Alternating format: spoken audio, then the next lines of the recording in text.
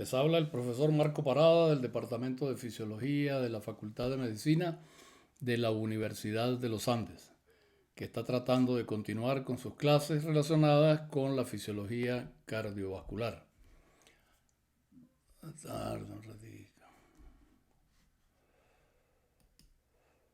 Hoy vamos a tocar un tema relacionado con la energética del músculo cardíaco.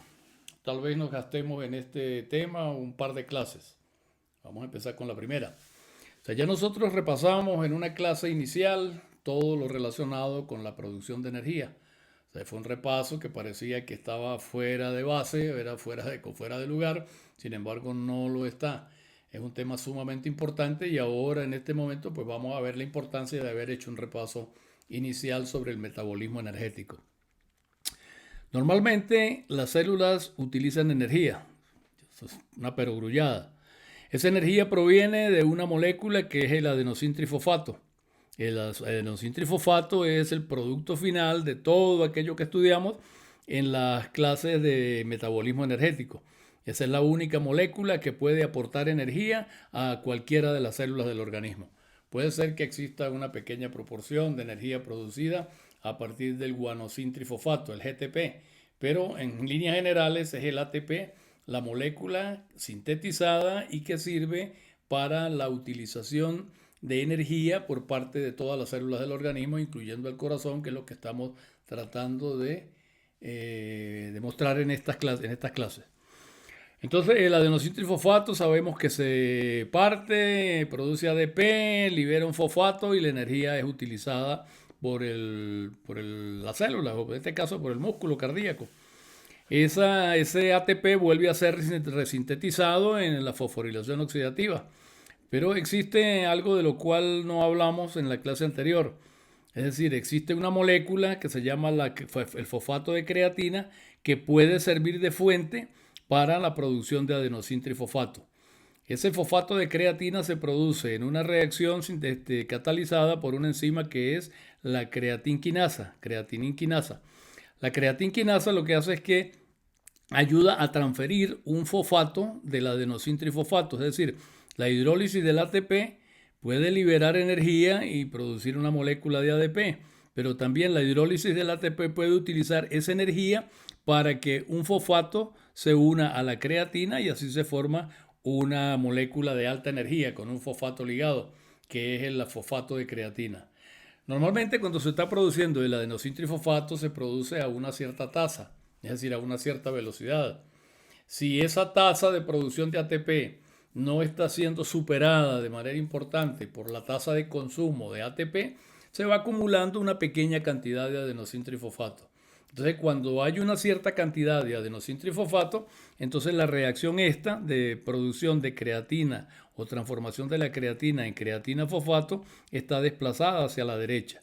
Es decir, el ATP aporta el fosfato y la energía necesaria para que la creatina se convierta en otra molécula de alto contenido energético que es el fosfato de creatina. Cuando se produce un descenso en el adenosintrifosfato, bien sea porque en un momento determinado las demandas energéticas del corazón, voy a hablar del corazón específicamente, aquí está en el cerebro y los músculos, voy a referirme al corazón. O sea, cuando las demandas energéticas del corazón aumentan, entonces se hidroliza una mayor cantidad de ATP. Entonces la cantidad de ATP desciende. Como desciende la cantidad de ATP, entonces la reacción catalizada por el fosfato de creatina que lleva el fosfato de creatina a creatina y el fosfato entonces es transferido al ADP y se resintetiza el adenosintrifosfato.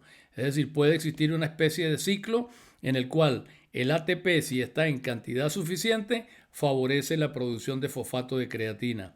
Si el adenosintrifosfato desciende porque las demandas energéticas del corazón consumen más adenosintrifosfato, entonces la manera más inmediata, el procedimiento más inmediato para restituir ese ATP que se está consumiendo es resintetizar el ATP a partir del fosfato de creatina. Es decir, el fosfato de creatina no se utiliza como molécula para producción directa de energía. El fosfato de creatina se utiliza para resintetizar ATP a partir de ADP. Ella transfiere mediante la acción enzimática, transfiere el fosfato que ella tiene se transfiere entonces al adenosíntrifosfato y se sintetiza adenosíntrifosfato. Esta es como una especie de reserva, de una pequeña reserva que existe de energía. Si se consume el adenosíntrifosfato y se requiere en un instante determinado, se aumentó la necesidad de energía, aumentó el consumo de adenosíntrifosfato, se puede entonces sustituir rápidamente porque existe una pequeña reserva, no muy grande, pero existe esa pequeña reserva que es la primera que se utiliza. Cuando aumentan las demandas energéticas del corazón, la primera fuente de energía que echa a mano el corazón es el fosfato de creatina.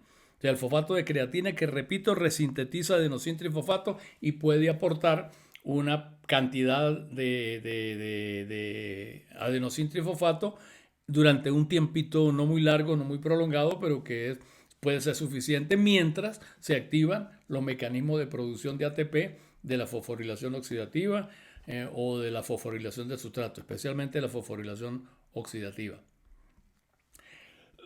El corazón necesita energía, por supuesto, utiliza energía, eso es lo que estamos viendo.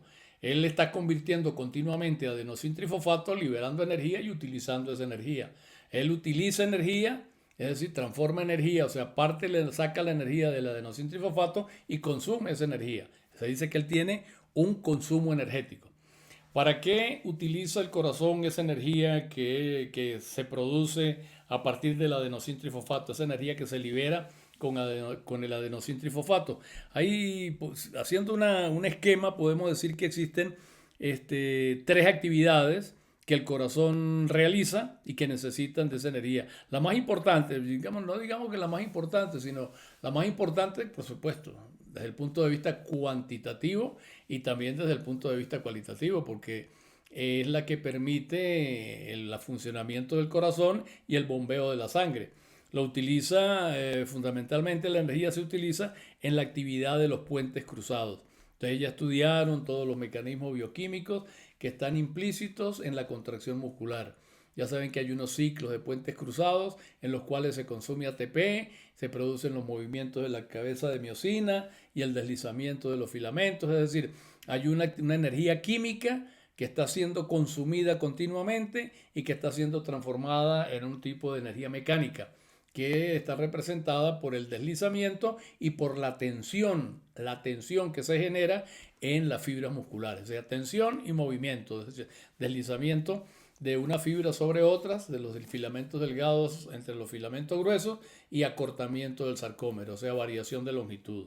Esa es una actividad mecánica. Esa actividad de puentes cruzados, aunque es una actividad de tipo químico, está consumiendo ATP y nosotros la ponemos de manifiesto, se pone de manifiesto mediante un cambio de energía química en energía mecánica. La energía química potencial que estaba contenida en el adenosíntrifosfato está siendo liberada y está siendo utilizada y transformada en un tipo de energía mecánica. Eso es entonces en lo que consiste la llamada contracción muscular, una actividad mecánica.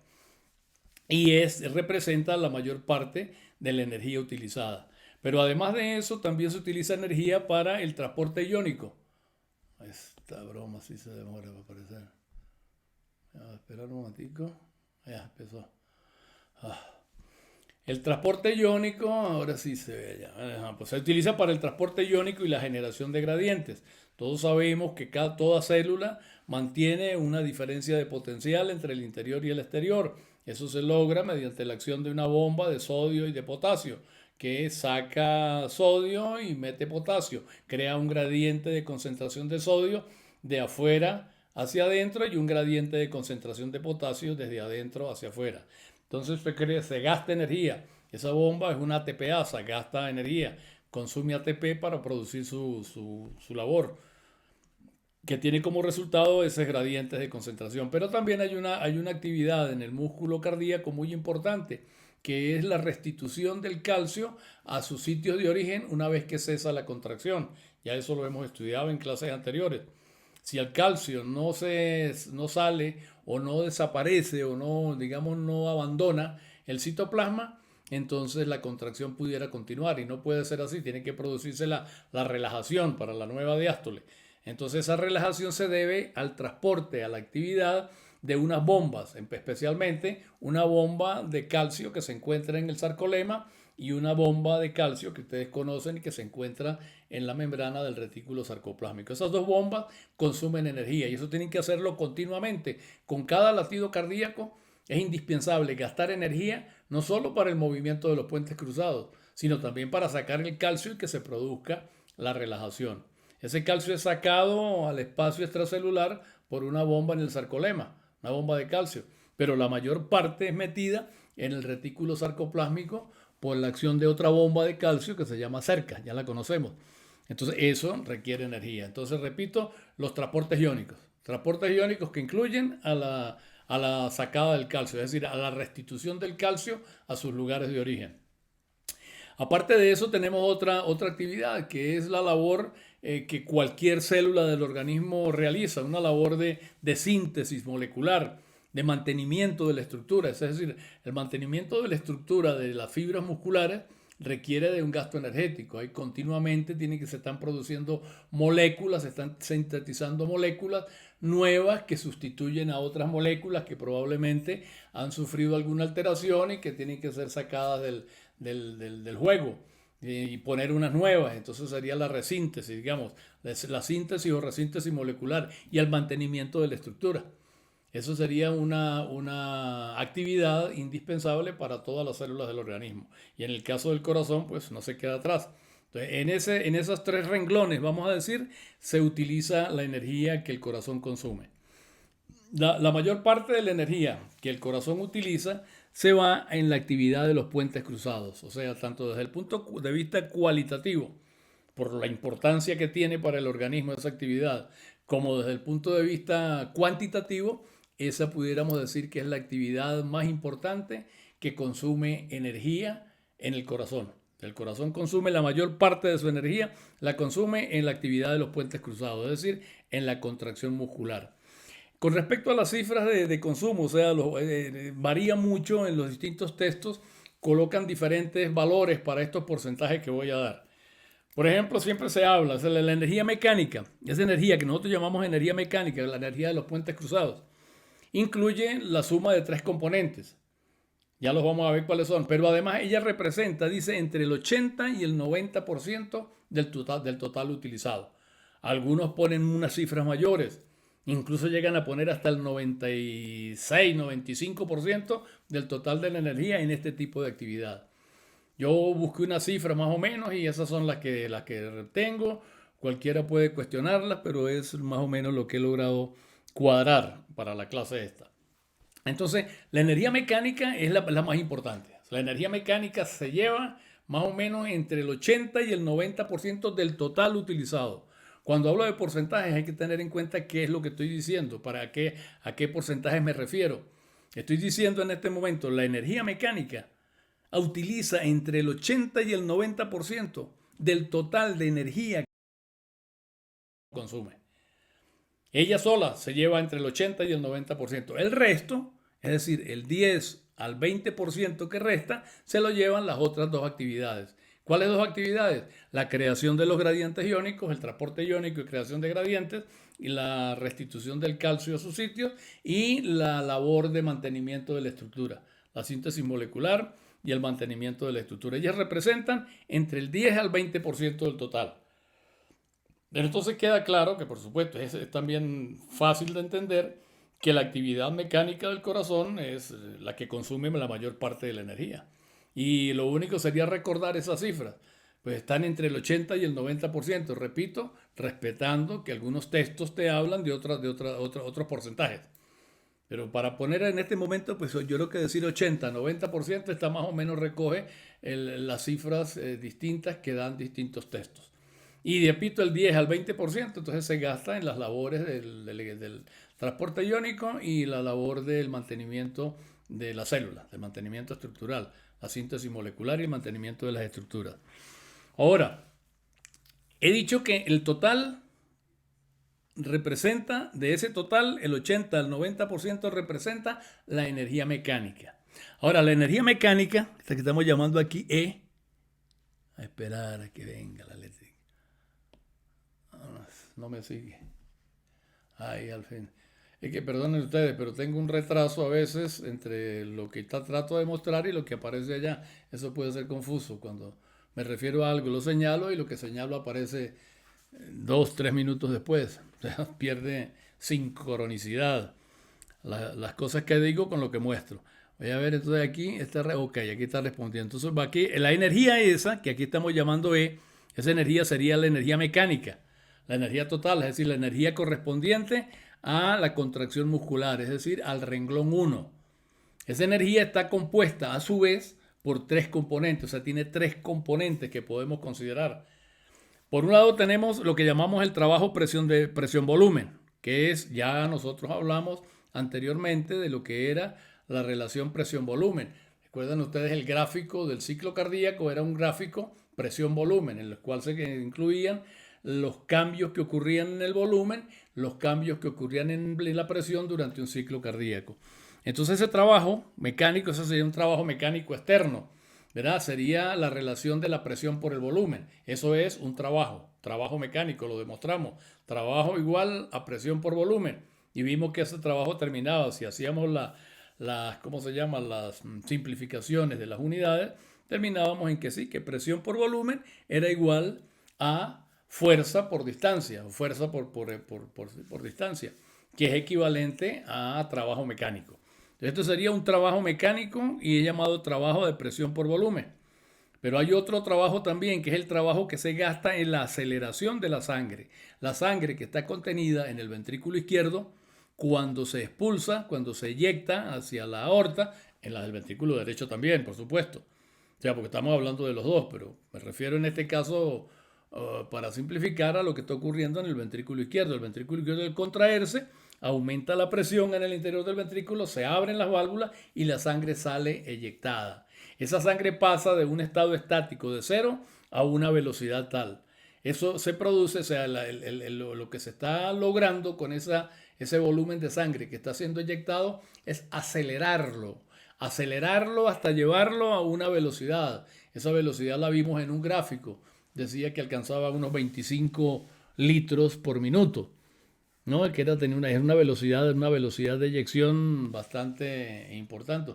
Eran 28, sí, como 28 litros al minuto. Se está expulsando un volumen pequeño de 70, 80 mililitros, pero se está llevando ese pequeño volumen de 70, 80 mililitros, que es el volumen sistólico, se está llevando de un estado estacionario, de 0, se está llevando a un desplazamiento, a un movimiento, es decir, a una aceleración que lleva la velocidad del estado 0 a la velocidad final, esa que está en el tope de la curva de velocidad de la sangre. Entonces se alcanza una velocidad, es decir, ahí hay un trabajo de aceleración. Ese trabajo de aceleración consume también energía. Parte de la energía no solamente es el trabajo presión-volumen ese, que sería como una especie de cuestión relativamente estática. Aumentas la presión sobre el volumen y luego expulsas la sangre. Ese volumen expulsado pues es la relación presión-volumen. Aquí sería más bien un tipo de... Eso sería una energía de tipo mecánico, pero hay otra que sería la energía cinética, es decir, aparte de los cambios, de las transformaciones y los cambios de presión y volumen, hay también una energía, una fracción de energía que es una energía cinética. Es decir, está desplazándose una masa de sangre cambiando su velocidad de un nivel prácticamente 0 a un nivel mucho más alto, que es el máximo que se produce al final de la sístole. Entonces, a esa energía cinética hay una formulita que la describe, que la energía cinética es igual a un medio de la masa que se mueve multiplicada por la velocidad al cuadrado, a la velocidad en que se mueva. Eso se llama energía cinética. También se llama trabajo de aceleración. Esos dos componentes, el trabajo presión-volumen y el trabajo de aceleración, representan lo que se llama el trabajo externo total, que es entre el 10 y el 20% del total de la energía mecánica que está siendo consumida o que está siendo generada, vamos a decirlo así. El corazón está consumiendo una energía química y está produciendo una energía mecánica. Esa energía mecánica estoy diciendo dije que representaba el 80 al 90% del total. Ahora la estoy tomando a ella, esa energía mecánica. Dejo a un lado el 10 al 20% restante. Estoy hablando ahora de la energía total mecánica, de esa energía que representa el 80 al 90% del total.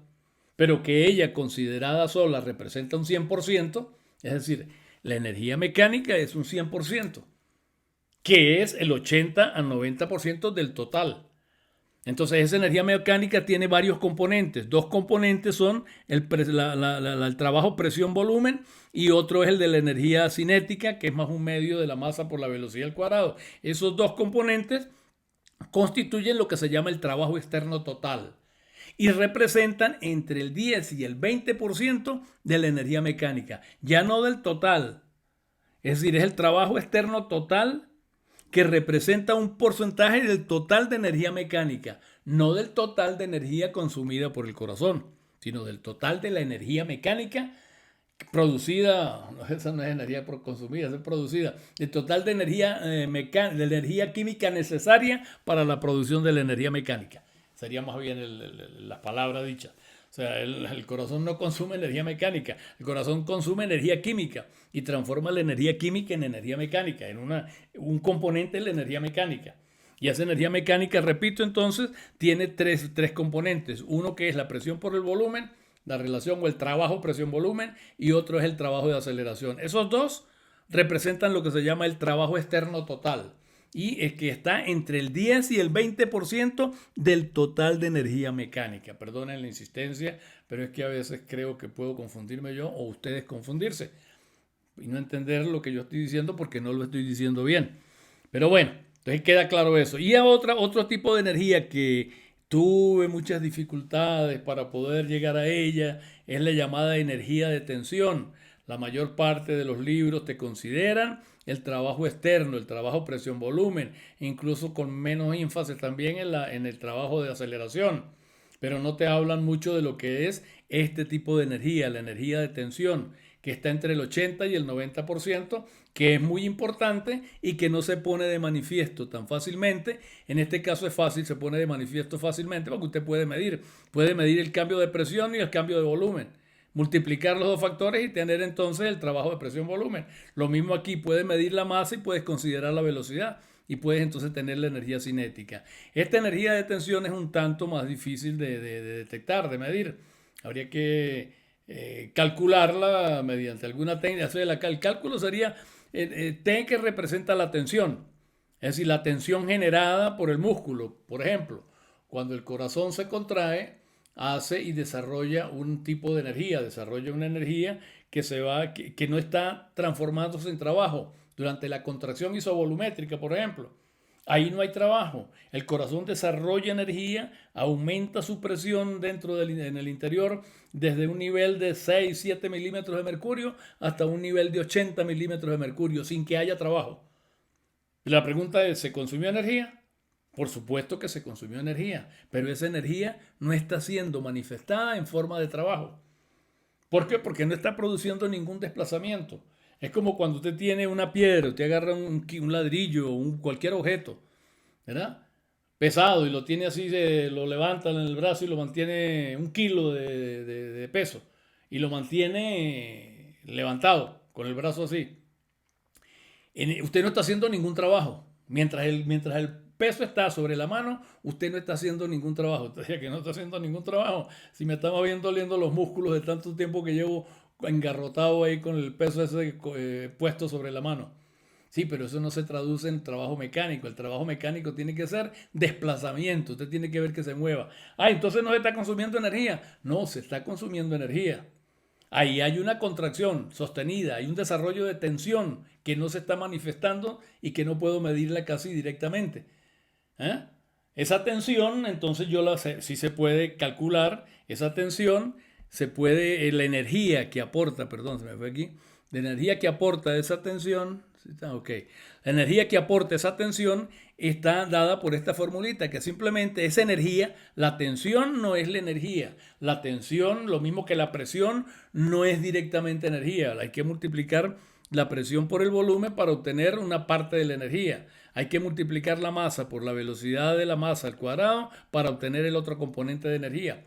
Aquí tenemos entonces que esa tensión, la magnitud de la tensión multiplicada por el tiempo, es decir, la variación, el tiempo en que la contracción se mantiene, Eso multiplicado por una constante K de proporcionalidad. Después veremos qué son esas constantes K. Por ahora no nos interesa. La formulita es esta y se las debo ahí. O sea, para poder conocer la parte de energía que aporta la tensión, debo conocer el valor de la tensión, el tiempo durante el cual esa tensión se mantiene y eso multiplicarlo por una constante K, que es una constante de proporcionalidad. Esa constante de proporcionalidad es la que nos permite, convertir estos términos en términos de energía. O sea, estos términos, esto es tensión, no es energía directamente. Para calcular la energía producida por una tensión, tengo que conocer la tensión, el tiempo que tarda esa tensión produciéndose y además eso multiplicarlo por una constante de proporcionalidad K. Esa energía de tensión representa entre el 80, fíjese, es la más alta de todas, representa entre el 80 y el 90% de la energía mecánica total. Entonces, ojalá Dios que quede claro que la energía mecánica total tiene 3 componentes, que de ellos 2 de esos componentes corresponden a lo que se llama el trabajo externo total, que representa entre el 10 y el 20% de la energía mecánica que el corazón produce. Eso sí la produce el corazón. Y además a eso hay que sumarle un tercer componente, que es el de la energía de tensión. La energía de tensión es la más alta, o sea, se gasta mucho más energía en algo que no se ve, es decir, la tensión esa, por supuesto, se puede poner de manifiesto, pero no se pone totalmente de manifiesto. La presión no es exactamente la tensión. La tensión es mayor en este caso que la presión. Aquí se está produciendo una tensión sumamente elevada y se está generando una presión relativamente no tan alta. Y entonces el trabajo de presión-volumen, por ejemplo, es mucho más pequeño que el trabajo, que no es trabajo, no se puede llamar trabajo, es energía de tensión.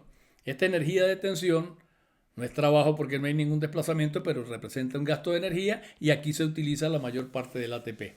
Bueno, entonces, energía mecánica total, 3 componentes. Presión por volumen y energía cinética, que corresponde al trabajo externo total. Y una energía de tensión que no es externa, que no la vemos, que está produciéndose en la pared del corazón y que es realmente el mayor porcentaje de energía. O sea, se requiere mayor cantidad de energía para generar esta energía de tensión. Aquí se consume la mayor parte del ATP que el corazón consume. Ahora, vayamos ahora al trabajo externo total. Vamos a analizar entonces por partes. No, a esto no le vamos a dedicar mucha atención porque la mayor parte de los textos se ocupan siempre es del llamado trabajo externo total. Vamos a considerar nosotros primero el trabajo externo total, que es el que podemos medir y es mucho más sencillo de apreciar y vamos a hacerlo poco a poco.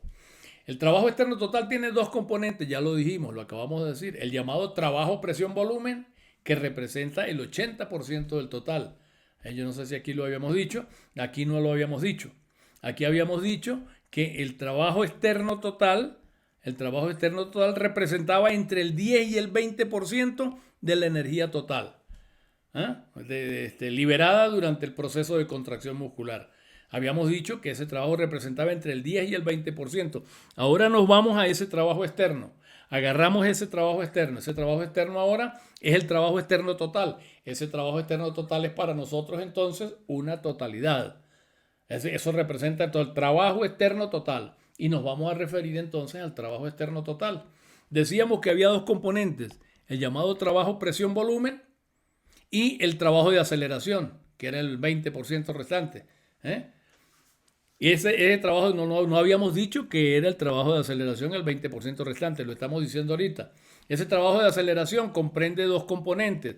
La producción de la onda del pulso, que es el principal componente de la segunda parte, es decir, del trabajo de aceleración, y que representa la mayor parte de ese trabajo de aceleración, que es del 18 al 19%. Y la aceleración de la sangre del volumen latido, que representa del 1 al 2%. Entonces, repito, en el caso del trabajo externo total, el trabajo externo total representa entre el 10 y el 20%. Tiene 2 componentes, trabajo presión-volumen y la energía cinética, que es el trabajo de aceleración. Entonces ahora estamos definiendo de ese total, de ese 10 a 20%, que representa 10 a 20% del total, de ese total, el llamado trabajo presión-volumen es el 80%. Y el trabajo de aceleración, es decir, el de energía cinética, representa el 20% restante. Ese trabajo de aceleración de energía cinética tiene dos componentes. La producción de la onda del pulso. Cuando el ventrículo se contrae e impulsa la sangre dentro del corazón, la sangre se acelera. Hay una aceleración de la sangre. Pero además de eso, esa sangre que entra a la aorta, esa sangre que penetra la aorta, no va más allá en un tiempo, en un momento determinado, de una cierta distancia. Sin embargo, se produce una onda de pulso que se extiende y se difunde a lo largo de todo el sistema arterial, que es el que nosotros detectamos cuando detectamos el pulso en los sitios convenientes para hacerlo, en la muñeca, a nivel del pliegue del codo, abajo en la región del pliegue de la pierna, en cualquier parte donde pueda ponerse el dedo y tocar las palpitaciones de la arteria, sentimos una onda de pulso. Esa onda de pulso que nosotros percibimos no es que la sangre que expulsó el corazón esté pasando por ahí. No, la sangre que expulsó el corazón no está pasando por ahí porque esa apenas en ese lapso de tiempo tan pequeñito, apenas ha entrado a la aorta y se ha desplazado un poquito dentro de la aorta. Pero al hacerlo ha producido un aumento de presión y esa onda se produce, esa sí es una onda de presión que se transmite a lo largo de todo el sistema arterial y que llega a las arterias, a cualquiera que sea la arteria, antes que llegue el flujo de sangre. Es una onda de presión. Entonces esa onda de presión, repito, representa... Ahí la luz, bueno, esa onda de presión representa el 18 al 19% y el 1 o 2% restante es la aceleración de la sangre.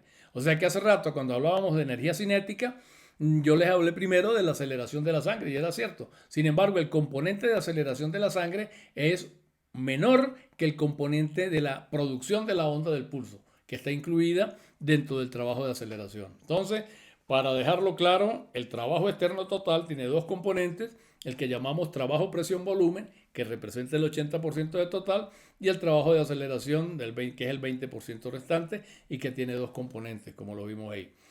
Pero veamos ahora el llamado trabajo, el trabajo presión-volumen.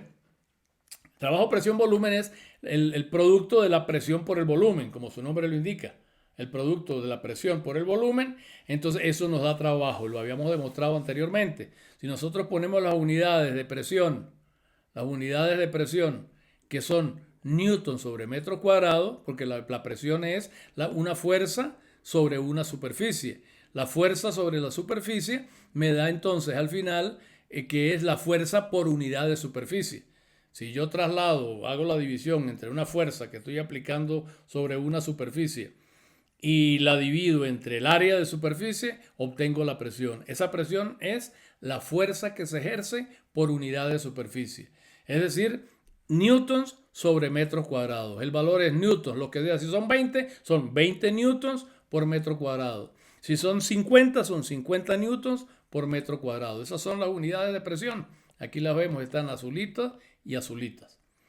Ahora, ¿el volumen qué es? El volumen se tiene que expresar en metros cúbicos. Estamos hablando de unidades dentro del sistema internacional, que es el que usamos principalmente. Hay unas unidades en el sistema CGS que incluyen gramos y segundos. Esas son, bueno, equivalentes, pero en este caso nos vamos a referir al sistema internacional, que es probablemente el que llamaban antes MKS. Cuando yo era chiquito lo llamaban MKS, porque eran metros, kilogramos y segundos. Y el CGS eran centímetros, gramos y segundos. Bueno, entonces la presión es newton sobre metros cuadrados y las unidades de volumen son metros cúbicos. Todo tiene que ser coherente, tiene que utilizarse en el mismo sistema, las unidades en el mismo sistema. Y entonces son newton sobre metro cuadrado por metro cúbico. Si hacemos aquí una simplificación, vemos entonces el metro cúbico, estos metros cuadrados los eliminamos y dejamos aquí solamente el metro. Reducimos. Al reducir nos queda newton por metro. Entonces, al reducir la presión y el volumen, reducirla a otras unidades, después de la reducción, nos dan unidades de newton por metro. Y newton por metro en realidad es un joule. Un newton desplazado, una fuerza de un newton que se desplaza un metro, se mueve un metro por acción de esa fuerza, eso corresponde a un joule. Es también unidad de trabajo y se designa a veces con la letra W de work en inglés. Pero entonces con esto queremos comprobar que se trata de un trabajo, que la presión multiplicada por el volumen en realidad es un trabajo que termina dándonos unas unidades que son unidades de trabajo mecánico, que son los joules. Un joules es simplemente cuando una fuerza se aplica sobre una masa y se desplaza una distancia de 1 metro. Eso es un joule. Si el trabajo es de 20 joules, es que aplicaste una fuerza para desplazar 1 metro. La distancia de 1 metro, cualquiera sea el objeto que se esté moviendo. Eso es un trabajo, fuerza por distancia. Siempre que hay desplazamiento, hay trabajo mecánico. No quiere decir que el trabajo mecánico, ya lo acabo de explicar, sea la energía que se está utilizando. Esa es parte de la energía. Parte de la energía que el corazón está utilizando se está convirtiendo en energía mecánica de este tipo, trabajo, presión, volumen. Aquí hacemos vamos a ver, hacer un pequeño análisis de esa formulita, que es muy sencilla. En el ventrículo izquierdo, por ejemplo, en el ventrículo izquierdo, el volumen que se expulsa, porque se trata del volumen expulsado, es decir, del volumen latido.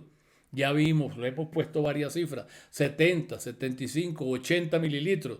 Vamos a poner aquí un volumen de 80 mililitros. Vamos a suponer que con cada latido el volumen que se expulsa, porque es a ese volumen al que nos referimos cuando decimos presión por volumen, nos estamos refiriendo al volumen que el corazón expulsó, multiplicado por la presión que se desarrolló durante ese proceso de expulsión. Entonces, en el ventrículo izquierdo y también en el derecho, es lo mismo, el volumen va a ser el mismo porque el ventrículo derecho impulsa lo mismo que impulsa el ventrículo izquierdo. Pero vamos a hacer nuestro análisis en el ventrículo izquierdo. El volumen expulsado, es decir, el volumen latido o volumen sistólico, son 80 mililitros. Repito, es una cifra que estamos escogiendo, arbitraria, 80 centímetros cúbicos. Eso hay que expresarlo, esos centímetros cúbicos, como estamos hablando del sistema internacional, hay que expresarlo en metros cúbicos. Cuando es en metros cúbicos, entonces resulta que es fácil saber cuántos centímetros cúbicos hay en un metro cúbico. Entonces tenemos que son 100 centímetros por un lado, 100 centímetros por el otro y 100 centímetros de profundidad. Es decir, el alto, el ancho y la profundidad nos dan el volumen. Si yo tengo 100 por 100 por 100 centímetros, eso me da 1 millón. 1 millón de centímetros cúbicos. Es decir, 1 metro cúbico tiene 1 millón de centímetros cúbicos. Y en este caso, ¿qué pasó? 80 mililitros corresponderán a 0,0008 metros cúbicos. Es decir, 8 por 10 a la menos 5. Aquí lo ponemos en notación normal, no en notación de esa que llaman científica, sino estamos haciendo la conversión. Entonces el volumen, si decimos que es presión por volumen, bueno, vamos a ver cuál es el volumen que vamos a poner. Son 80 mililitros, 80 centímetros. Eso en metros cúbicos son 0,00008 metros cúbicos. Después tenemos la presión arterial. ¿Qué presión vamos a utilizar? La presión generada por el corazón, por supuesto, varía de la presión sistólica, de la presión diastólica inicial, aumenta a una presión máxima que es la presión sistólica y luego vuelve a caer a la presión diastólica en un ciclo. Estamos hablando de un ciclo. Entonces lo ideal es utilizar el promedio de presión. Entonces el promedio de presión en el ventrículo es lo mismo que el promedio de presión que encontraríamos a nivel de la arteria, de las arterias en general, de la aorta y del sistema arterial. Se parecen. ¿Por qué? Porque esa es la presión que el corazón está, o sea, no es la presión que genera el corazón. Desde 80 la lleva a 120 y luego baja, dependiendo. Estoy hablando de unas cifras promedio. Entonces, desde 80 a 120. Entonces, si tomamos la presión arterial media, después veremos cómo se calcula la presión arterial media, sería un valor. O sea, entre 80 y 120 podemos hacer un cálculo de cuál es la presión arterial media. Ya veremos cuál es esa presión arterial media. La presión arterial media se define como la presión diastólica más 1/3 de la diferencial del pulso. Eso lo vamos a ver después. Pero quiero que entiendan entonces, la presión que vamos a utilizar, ¿cuál es? La presión media que genera el ventrículo. ¿Cuál es la presión media que genera el ventrículo? El ventrículo genera una presión que varía entre 80 milímetros, por supuesto, varía entre 0 y 100, si a 0 no serían 7 milímetros de mercurio y 120. Pero en este caso vamos a tomar la presión generada sería la media entre la mínima diastólica y la máxima sistólica. Eso nos da aproximadamente unos 100 milímetros de mercurio. 100 milímetros de mercurio. Entonces diríamos, como estamos buscando trabajo y dijimos que trabajo era igual a presión por volumen, como digo aquí se nos podría ocurrir, eso lo hago y lo pongo para que no cometan ese error. Pudiéramos decir entonces, bueno, la presión son 100 milímetros de mercurio. Y si multiplico 100 milímetros de mercurio por 0,0008 metros cúbicos, entonces obtengo el trabajo presión-volumen. Y aquí digo más adelante, pues hasta se nos podría ocurrir convertir esto no en milímetros de mercurio, sino en metros de mercurio, para estar, tú sabes, cónsonos con las unidades que estamos utilizando. Y se nos ocurriría entonces poner 0,1 metro de mercurio por 0,00008 metros cúbicos. Y con eso que obtendríamos el trabajo. Pues eso no es así. No se puede hacer. Las unidades de trabajo tienen que venir expresadas en presión en newton sobre metros cuadrados y el volumen en metros cúbicos. Lo de los metros cúbicos ya lo resolvimos. El problema que tenemos ahora es que tenemos una presión de 100 milímetros de mercurio que no nos sirve para hacer nuestros cálculos. Y no nos sirve para hacer nuestros cálculos porque en los cálculos físicos que se hacen, las unidades apropiadas tienen que ser las unidades apropiadas. Y en este caso, las unidades apropiadas de presión, entre muchas otras, las unidades más apropiadas son los pascales, es decir, a los newtons sobre metros cuadrados. ¿Qué es un pascal? Un pascal es la presión correspondiente a la fuerza de un newton aplicada sobre una superficie de un metro cuadrado. Eso es un pascal. ¿Qué son 100 pascales? Son 100 newtons aplicados en una superficie de un metro cuadrado. O sea, se refieren siempre a la unidad de superficie. En este caso, metro cuadrado. Pudiéramos también expresarla en términos de centímetros cuadrados. Y decir, ¿qué sería entonces una unidad en este caso? La unidad de newton sobre metro cuadrado se llama pascal. Pero si lo expresamos en la CGS sería no newtons, sino la unidad correspondiente en el sistema que son dinas. Y en vez de metros cuadrados, centímetros cuadrados. Entonces puede haber una unidad que diga que son dinas sobre centímetro cuadrado. Eso no tiene un nombre, no se llama. Yo siempre digo que pudieran llamarse pascalitos, pero no se llaman pascalitos.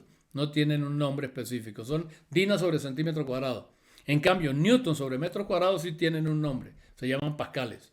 Eso es un pascal. Ok.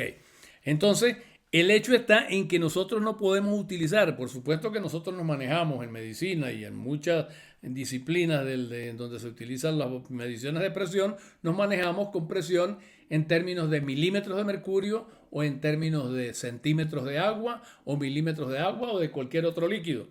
Pero no usamos la leche, por ejemplo, o el yogur o cualquier o la mazamorra. No usamos simplemente. ¿Por qué se usa el mercurio?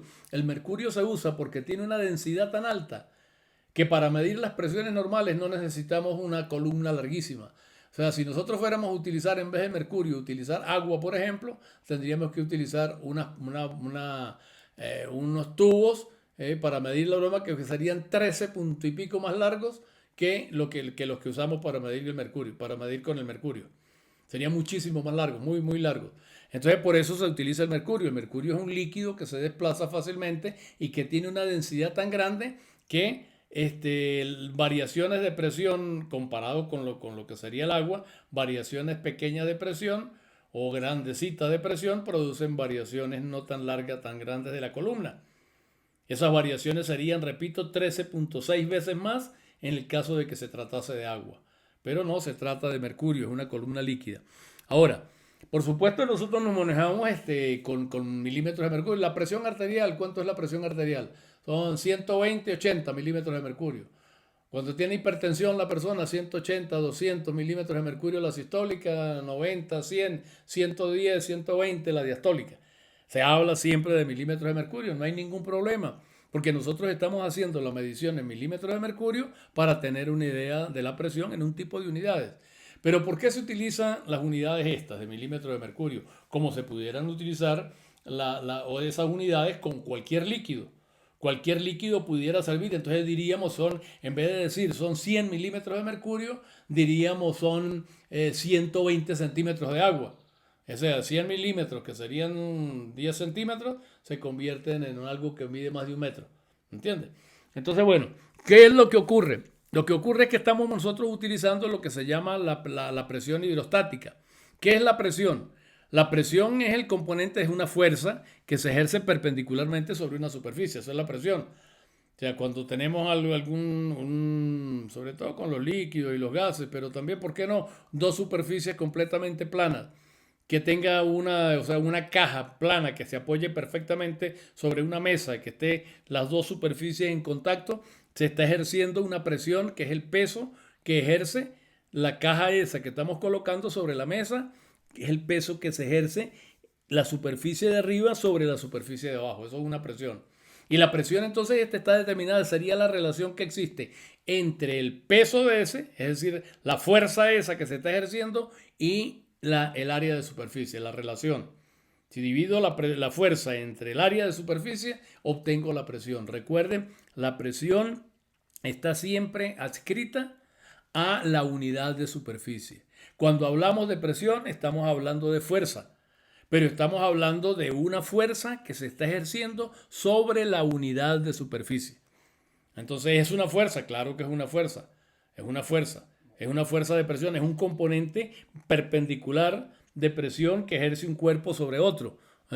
Una ejerce que se ejerce perpendicularmente sobre una superficie. Ahora, los líquidos ejercen una presión hidrostática. Los líquidos, pues si yo tengo un recipiente, lo lleno de un líquido cualquiera, en el fondo, no solo en el fondo, digo en el fondo en este momento para entender mejor el asunto. En el fondo se está ejerciendo una presión, que es el componente vertical de la fuerza, el peso de la columna líquida, el peso del líquido, está generando una presión en el fondo del recipiente.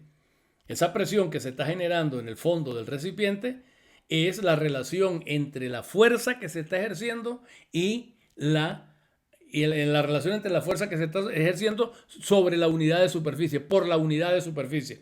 La olla puede medir lo que quiera.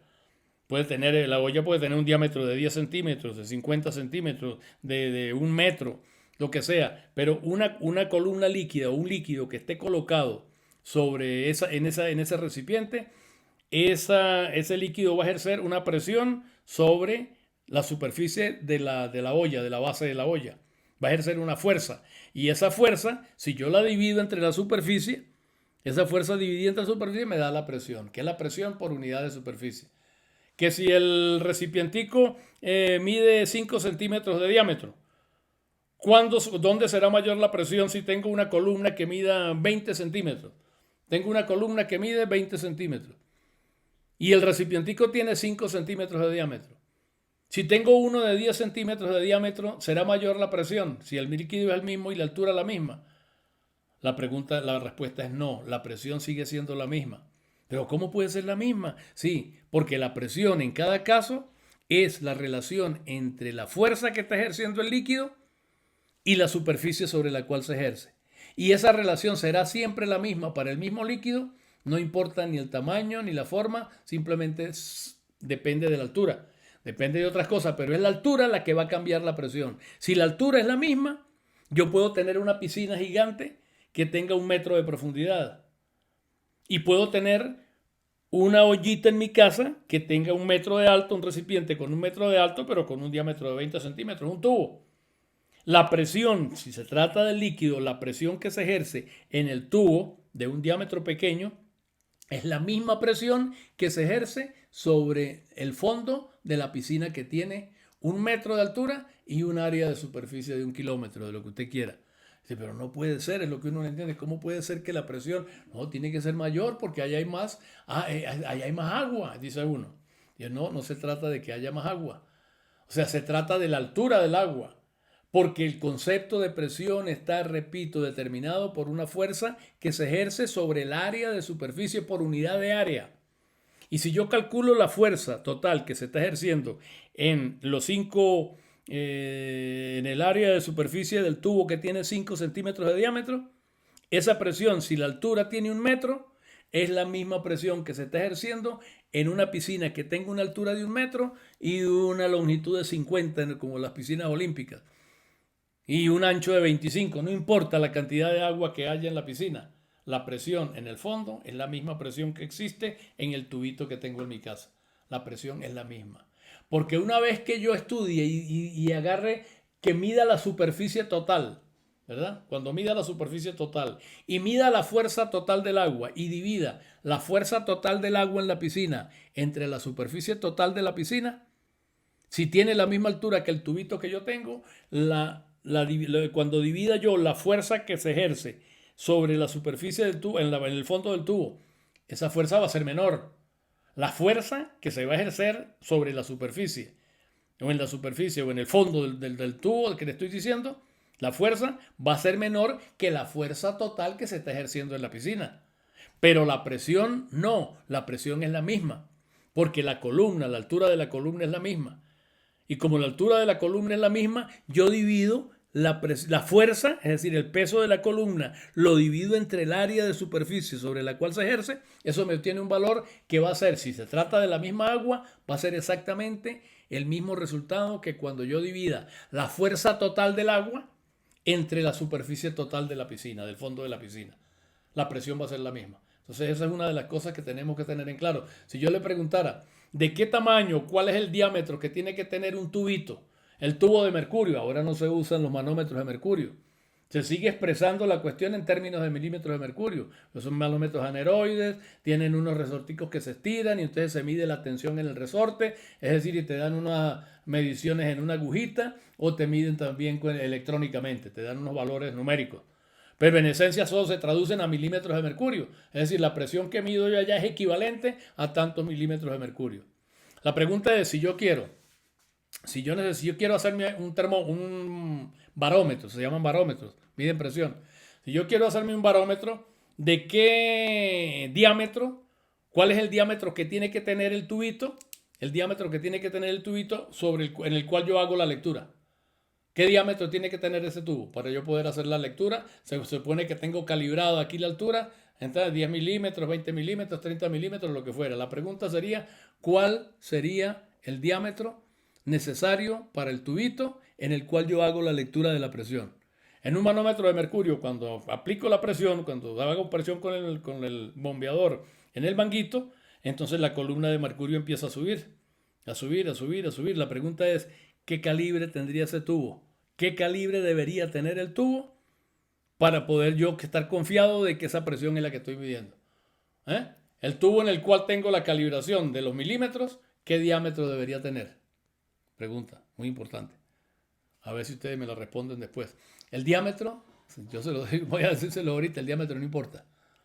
Ojalá y ustedes entiendan por qué el diámetro no importa. Pudiera ser, importaría el diámetro por el gasto de mercurio. O sea, se gasta del mercurio, es peligroso, es costoso. Pues mientras más delgadito el tubo, mejor, porque se utiliza menos mercurio para producir la columna que voy a leer. Pero desde el punto de vista físico, la anchura del tubo de mercurio no importa. Si la presión que estoy midiendo es tal, se me va a levantar cualquiera sea el diámetro del tubo. Y se va a levantar la columna a una altura determinada. ¿Entienden? Ok. Bueno, entonces resulta que lo que llamamos la presión hidrostática es la ejercida. La presión hidrostática es la presión que ejerce una masa de un líquido en función del peso. La masa del líquido en función de su peso. Por supuesto, si yo tengo un recipiente que está lleno de agua y que mide 1 metro, si yo voy considerando desde la superficie hacia abajo, a medida que yo voy descendiendo, la presión va aumentando. ¿Por qué va aumentando la presión? Porque la columna líquida ahora es mucho mayor. Es decir, hasta que llego al fondo. En el fondo se ejerce la máxima presión. ¿Por qué se ejerce en el fondo la máxima presión? Porque ahí está en el fondo se está soportando el peso de toda la columna líquida que está por encima. Mientras que en la mitad se está ejerciendo la fuerza solamente correspondiente a la columna de arriba. Y así sucesivamente. En la superficie no habrá la presión atmosférica, pero no habrá presión hidrostática. ¿Me entiendes? Del líquido ese que estoy definiendo, del cual estoy hablando. Entonces, repito, si yo tengo un recipiente que tiene un líquido, entonces la masa, el peso de ese líquido va a determinar la presión, pero el peso de ese líquido determina la presión dependiendo de la altura, de la profundidad. Mientras más profundo, mayor es la altura de la columna y mayor es la presión. Mientras más arriba se encuentre, mientras más arriba considere el punto, entonces ese punto tendrá una columna menor y la presión será menor. Es decir, la presión va aumentando, a medida que se desciende en una masa líquida, porque cada vez es mayor el peso de la columna que queda por arriba. Y a medida que asciendo, la presión va reduciéndose. Bueno, entonces resulta que nosotros hablamos de milímetros de mercurio. ¿Y por qué decimos milímetros de mercurio? Porque realmente es un equivalente de presión. Pero para poder, es un equivalente que tiene que ser, cuando se hacen cálculos físicos, tiene que ser convertido a las unidades físicas apropiadas. Para hacer eso tenemos que entender entonces que la columna, la altura de la columna, de una columna, en este caso una columna de mercurio, está ejerciendo un peso o una presión en el sitio donde está, desde donde yo estoy midiendo. Cuando medimos la presión en un barómetro, aplicamos presión, la columna que estaba, si lo dejo sin presión, la presión es igual a cada lado, entonces la altura de la columna a cada lado es la misma. Y si aplico presión, entonces uno de los brazos empieza a bajar y el otro empieza a subir. La diferencia entre el punto inferior de la columna del lado, de uno de los brazos, y el punto, repito, de la superior de uno de los brazos y el punto superior del otro brazo, esa diferencia me da la presión que estoy aplicando acá. Estoy aplicando una presión en este caso que es equivalente a la presión que está ejerciendo el peso de la columna esta de mercurio. ¿Está claro? Entonces, repito, en este caso estoy aplicando una presión y esa presión va a ser equivalente a medida, si yo sigo aumentando la presión, que esto baja más y esto sube más y la diferencia se va haciendo mayor. Entonces, esa altura de esa columna de mercurio, la altura de la columna de mercurio me va a medir la presión que trato de considerar, que es esta que está acá. Y eso ya lo veremos cuando midamos presión arterial. Pero repito, la altura de la columna de mercurio es equivalente a la presión. No es la medida de presión propiamente, pero podemos buscar la presión a que corresponde una altura X de columna de mercurio utilizando una forma, resulta una formulita.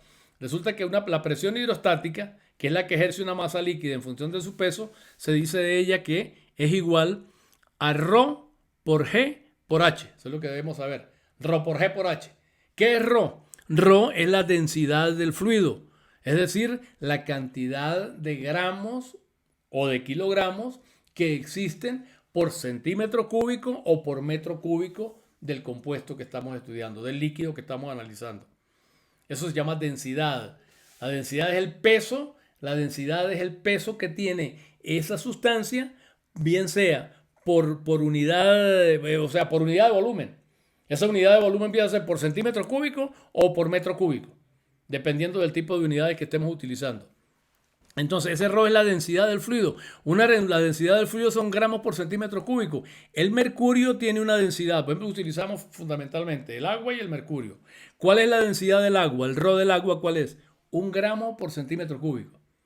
Esa es la densidad. ¿Qué significa eso? Que un centímetro cúbico de agua pesa 1 gramo. Esa sería una fuerza. El ρ es la densidad, sería el peso, pero por unidad de volumen. Entonces la densidad del agua es 1 gramo por centímetro cúbico o 1 kilogramo. Un kilogramo no, en este caso no sería 1 kilogramo, sería 1 gramo por centímetro cúbico y serían 1000 kilogramos por metro cúbico. Serían 1000, a ver. 100 por 100 por 100, 10.000 serían 1000 kilogramos por metro cúbico. 1 gramo por centímetro cúbico o 1000 kilogramos por metro cúbico. ¿Sí? 1000 kilogramos por metro cúbico. Esas son las unidades de ρ. ρ es densidad, densidad. ¿Cuán denso es un material? Es decir, ¿cuán denso quiere decir cuánto material puede estar contenido en una unidad de volumen? Mientras más denso, mayor cantidad de masa de ese material existe por unidad de volumen. Mientras más liviano, menor cantidad de masa existe. El mercurio es sumamente denso. La densidad del mercurio es 13.3 gramos por centímetro cúbico. Entonces, si nosotros queremos transformar, si nos dicen la presión es de 100 milímetros de mercurio, como venimos examinando, y yo quiero hacer un cálculo físico, entonces tengo que convertir esas unidades de milímetros, tengo que convertirlas en unidades apropiadas de física. Y para ello entonces tengo la formulita que me dice que la presión hidrostática, a eso se le llama presión hidrostática, la presión que ejerce se le llama hidro del agua, pero en realidad se aplica a cualquier líquido. La presión hidrostática viene a ser la presión que ejerce una columna líquida de una altura determinada por metro de superficie o por centímetro de superficie, depende de la unidad. Vamos a hablar por metro de superficie. Aquí estamos hablando en realidad, bueno, ya vamos a ver, se pueden hablar de los dos. Vamos a ver. Entonces, repito, la densidad de un líquido es la cantidad de masa. Por supuesto, la cantidad de masa está representando también una cantidad de peso, porque la masa y el peso están relacionados. Entonces, cuando digo 1 gramo por centímetro cúbico, 1 gramo de masa por centímetro cúbico. Pero sería la cantidad de materia. Pero aquí 1 gramo en nuestro planeta, 1 gramo de masa es más o menos equivalente a 1 gramo de peso. O sea, es lo mismo. Si nosotros llevamos el material, por ejemplo, y lo ponemos tenemos 1 gramo de masa aquí en la Tierra y llevamos ese gramo de masa para la Luna, resulta que allá ese gramo de masa sigue siendo el gramo de masa. Pero el peso de ese gramo de masa es una sexta parte del peso aquí. O sea, en vez de pesar 1 gramo, pesaría 0,15, 0,2 gramos. ¿Sabes por qué? Porque la atracción de gravedad es la que está determinando la fuerza que produce la masa esa. Y la atracción de gravedad en la Luna es menor que la atracción de gravedad en la Tierra. Pero en la Tierra, 1 gramo de masa, en la superficie de la Tierra, 1 gramo de masa es 1 gramo de peso. Y el peso es una unidad de fuerza. Entonces resulta que el Rho del agua sería 1 gramo por centímetro cúbico. El Rho del mercurio sería 13.3 gramos sobre centímetro cúbico. Fíjense, es 13,3 veces más denso que el agua. O sea que si yo mido un milímetro o 1 milímetro de mercurio, ese milímetro de mercurio equivale a 13,3 milímetros de agua, una altura mucho mayor. Porque la densidad del agua es mucho menor, la densidad del agua es 1 gramo por centímetro cúbico, mientras que la del mercurio es de 13,3 gramos por centímetro cúbico. Es importante, tal vez esté demorando un poquito en este tema, pero es importante para un médico tenerlo claro. Porque después veremos que muchos gráficos que vamos a ver, por ejemplo, más adelante, en vez de poner milímetros de mercurio, utilizan pascales, que son las unidades más apropiadas. Entonces nosotros tenemos que saber cómo transformar milímetros de mercurio en pascales y por qué usamos la altura de milímetros de mercurio como presión. Entonces, repito, la presión entonces sería a Rho, que sería la densidad del líquido. El agua, la mazamorra, el aceite, la gasolina, cualquier líquido ejerce una presión hidrostática. Se le llama presión hidrostática porque se asoció primero con el agua.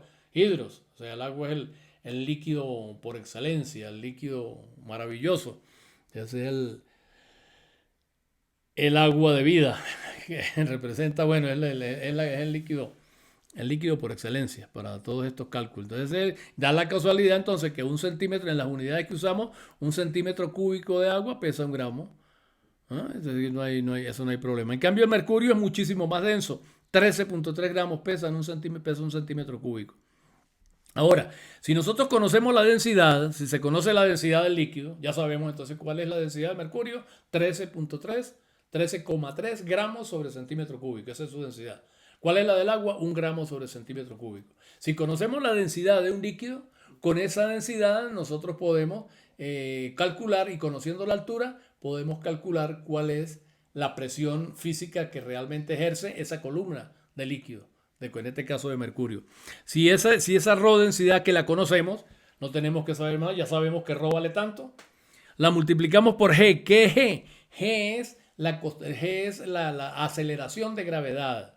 Esa aceleración de gravedad es la fuerza que ejerce la Tierra por unidad de masa. Esa aceleración de gravedad tiene el valor de 9.8 metros sobre segundo al cuadrado. Se expresa así, o sea, esa es la fuerza, que es una fuerza. O sea, es una fuerza que se está ejerciendo sobre una masa de 1 kilo, por ejemplo. No, se ejerce sobre cualquier cuerpo. Esa fuerza de gravedad, esa aceleración de gravedad se ejerce sobre cualquier cuerpo. Y es igual para cualquier cuerpo que esté en el campo gravitacional del planeta. Puede ser de otro planeta, pero estamos hablando de la Tierra en este momento. Entonces esa G es la aceleración de gravedad. Es decir, es un equivalente de la atracción que está ejerciendo, el planeta sobre las masas que están encima de él. ¿Entiendes? Lo atraen. O sea, es una fuerza de atracción, llamamos gravitacional, que tiene entonces un componente que es G, que es la aceleración, que corresponde a la aceleración que se le imprime a cada unidad de masa en el campo gravitacional. Eso se llama G. Ese G corresponde Como es una aceleración, se puede expresar también en metros sobre segundo al cuadrado, o en centímetros sobre segundo al cuadrado, o metros sobre segundo al cuadrado, como usted lo quiera, en las unidades en que quiera hacer el cálculo. Y después tenemos h, que esa sí es la altura. Si tenemos la altura, ya nosotros no tenemos problema. Es muy fácil convertir esa altura en milímetros de mercurio, o en milímetros de agua, o en centímetros de agua. La altura cualquiera la podemos convertir fácilmente en presión, porque conocemos la densidad del líquido que estamos considerando. Conocemos E, que tiene un valor específico. Ese valor específico es de 9.81 metros sobre segundo al cuadrado. Se redondea. Para hacer estos cálculos y estas demostraciones se redondea muchas veces a 10 metros sobre segundo al cuadrado. Y conocemos entonces la altura porque la estamos midiendo. Entonces, si yo conozco la altura y de repente, bueno, está bien, yo me sigo expresando en términos de milímetros de mercurio. Pero un día me dice, mire, ¿y cómo es eso que milímetros no son, unos milímetros de altura, no son unidades de presión? ¿Cómo es posible que usted me esté hablando, que hablen los médicos, parecen locos, hablando en milímetros de mercurio de presión? Esa es una medida lineal. Una medida lineal de un líquido, de uno que está ahí contenido, pero es una expresión. Entonces se le explica y le dice, no importa. Esas son unidades que nosotros podemos convertir fácilmente en unidades de presión si aplicamos una expresión que es que presión es igual a ρ, la densidad del líquido, multiplicado por g, la aceleración de gravedad, multiplicado por h, por la altura. Todo en las unidades apropiadas. Si yo hago ese cálculo, entonces obtengo unidades de presión.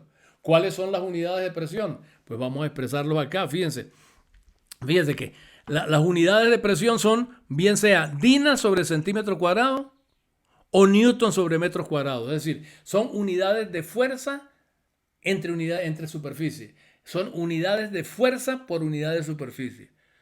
La presión en Dina significa que hay unidades de fuerza en el sistema CGS actuando sobre una unidad de superficie de ese sistema, que es el centímetro cuadrado. Eso es ¿qué es una unidad de presión en este sistema? Son dinas sobre centímetro cuadrado. Pero también está en el sistema internacional. Entonces serían, ¿cuáles son las unidades de fuerza? Son los newtons. ¿Cuáles son las unidades de superficie? Los metros cuadrados. Son newtons sobre metros cuadrados. Entonces tenemos dos maneras de expresar unidades de fuerza. En este caso, de presión. Unidades de presión, que son el Dina sobre centímetros cuadrados y Newton sobre metros cuadrados. Ahora, si es verdad lo que estamos diciendo, quiere decir que si yo aplico la formulita ρ por g y por h, voy a obtener bien sea Dina sobre centímetros cuadrados si utilizo el sistema CGS, o voy a obtener Newton sobre metros cuadrados si utilizo el sistema MKS, es decir, el sistema internacional. Vamos a ver si eso es así con respecto a las DINAS, a las unidades CGS. Tenemos por un lado el ρ. ¿El ρ en qué se expresa? Se expresa en unidades de gramos por centímetros cúbicos. En este caso, aquí tenemos ρ. Estoy analizando las unidades. ρ serían gramos por centímetro cúbico. Multiplicado por g. ¿Qué es g? Una aceleración. En este caso, ¿cómo se define? Se define como centímetros sobre segundo al cuadrado. Esa es la aceleración de gravedad. Y luego tenemos las unidades de altura que tienen que venir expresadas en centímetros. Entonces resulta que ahora, si nosotros vemos esto, nos damos cuenta que aquí hay una unidad. Podemos extraer de aquí una unidad. Voy a rayar un poquito acá. Fíjense ustedes que nosotros aquí tenemos una unidad que sería gramos por centímetro sobre segundo al cuadrado. Aquí tenemos, eso no tengo ningún problema. Gramo está arriba y centímetros sobre segundo al cuadrado está multiplicando. Pues yo puedo decir, aquí tengo gramos sobre centímetro cuadrado. Vaina. Gramos por centímetro sobre segundo al cuadrado. ¿Qué es una fuerza de una dina? ¿Qué es una dina? Una dina es una fuerza que produce una aceleración de 1 centímetro sobre segundo al cuadrado actuando sobre 1 gramo de peso. Entonces, gramo por centímetro sobre segundo al cuadrado corresponde a una fuerza de una dina. Ahí tenemos entonces dinas, ¿verdad? Pero sigamos acá, resulta que me quedan centímetros cúbicos y centímetros. Pero centímetros cúbicos, fíjense que voy a borrar lo que puse para no enredar aquí la parte. Resulta que centímetros cúbicos está en la parte inferior, está como denominador acá. Y aquí tenemos 1 centímetro Este centímetro segundo cuadrado ya lo usamos, ya son gramos por centímetro sobre segundo cuadrado, son dinas, pero estoy analizando entonces que me quedan centímetros cúbicos abajo y un centímetro aquí arriba. Entonces, si yo elimino este centímetro y pongo aquí, en vez de 3, pongo 2, ¿eh? Entonces obtengo una dina, o sea, dina sobre centímetro cuadrado. Yo no sé, gramo por centímetro sobre segundo al cuadrado es dina. Y aquí en esta simplificación, este centímetro se elimina y me quedan centímetros cuadrados. Total que obtengo en el análisis de las unidades, obtengo dinas sobre centímetro cuadrado. Voilà. Si hice mi cálculo bien, entonces resulta que ahora sí tengo unidades de presión. ¿Cuáles unidades tengo? Dinas sobre centímetros cuadrados. ¿Por qué obtuve esas unidades de presión? Porque son las unidades que me dan en el sistema CGS. Utilizando para el ρ, gramos sobre centímetros cúbicos. Utilizando para G, centímetros sobre segundo al cuadrado. Utilizando para H, centímetros. Toda esa simplificación me termina en unas unidades que son dinas sobre centímetro cuadrado. ¿Eh?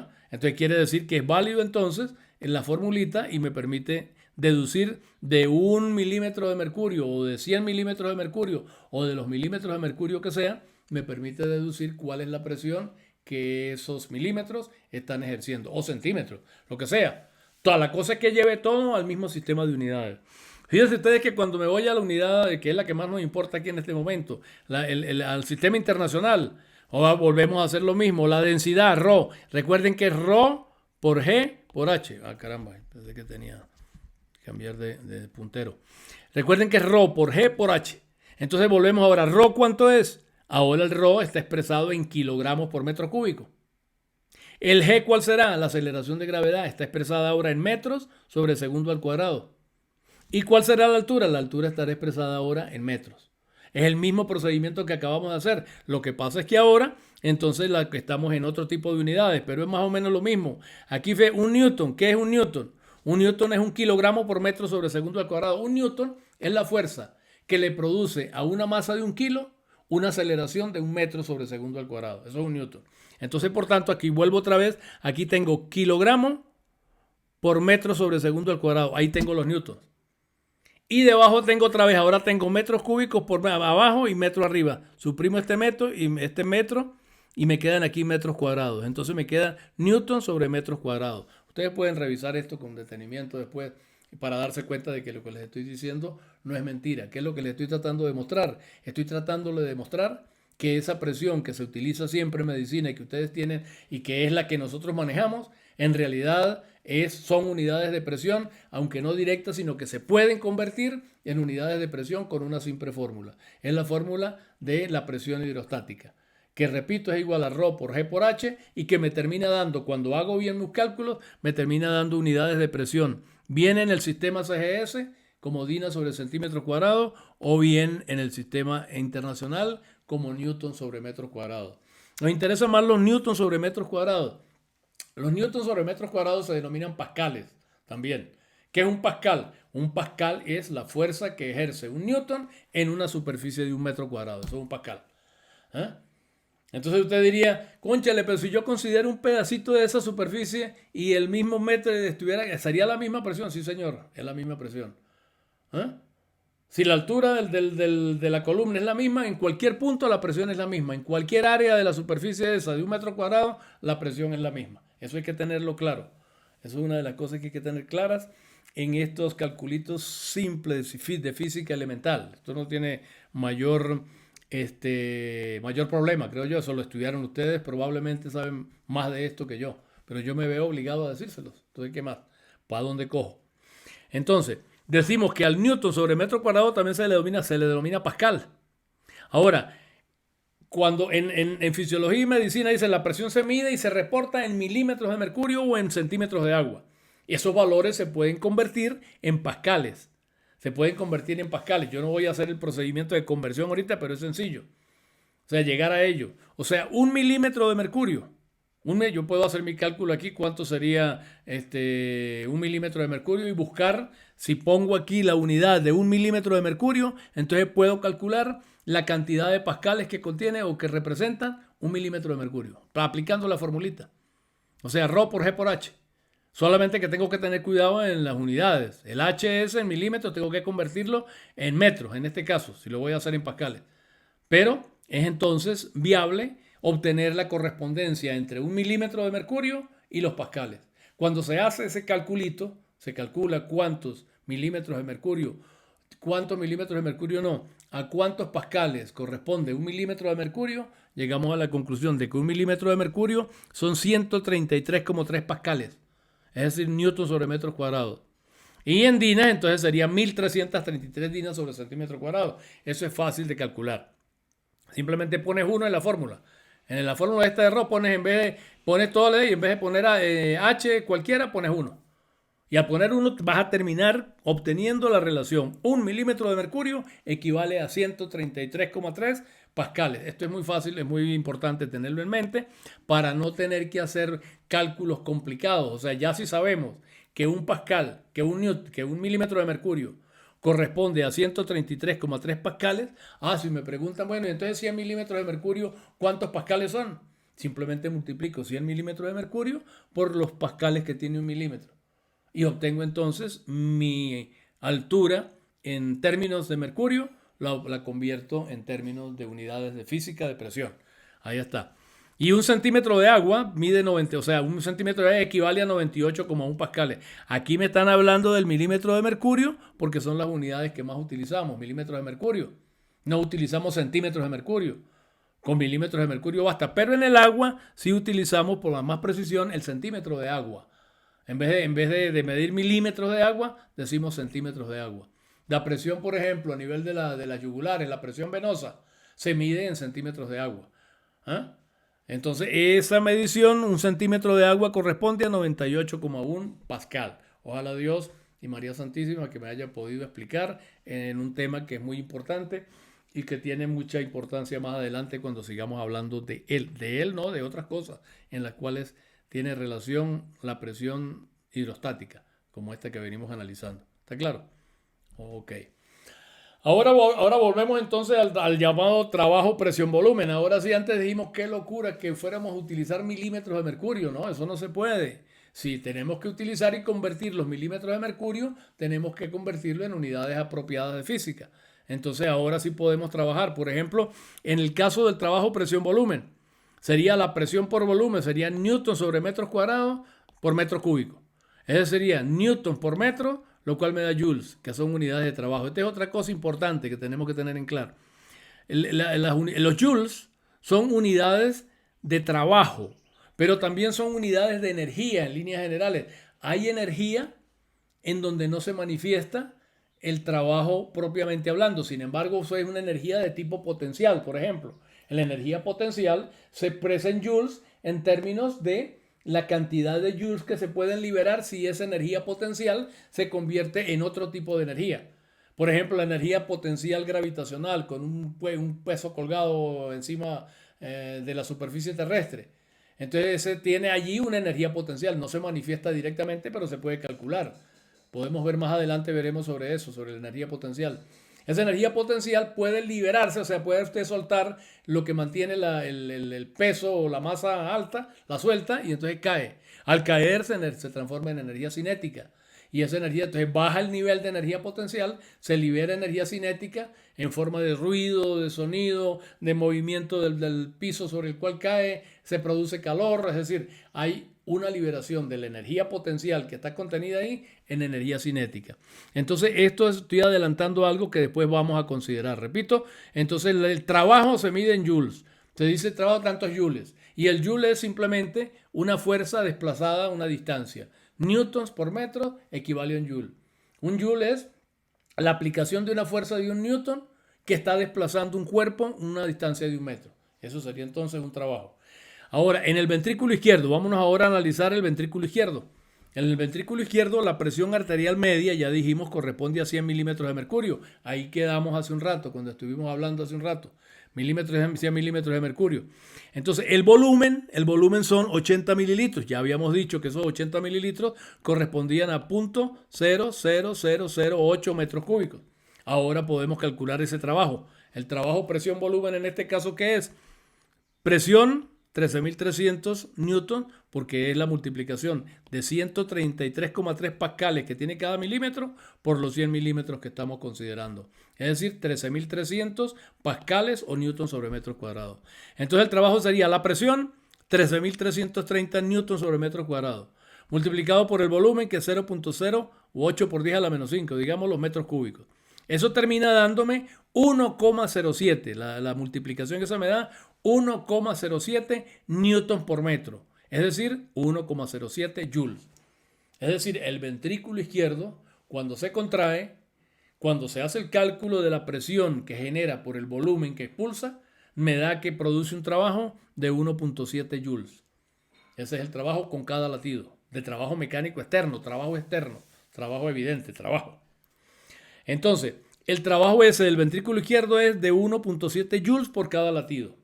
Ahora, el ventrículo derecho también está haciendo su trabajo. Acabamos de calcular el ventrículo izquierdo. Estamos haciendo un truco. Entonces, ¿cuál es el truco? El truco es decir, el ventrículo derecho representa en realidad un 15%. Es decir, el ventrículo derecho representa en cuanto a trabajo un 15%. Ese trabajo externo llamado trabajo presión-volumen es aproximadamente el 15% del que desarrolla el ventrículo izquierdo.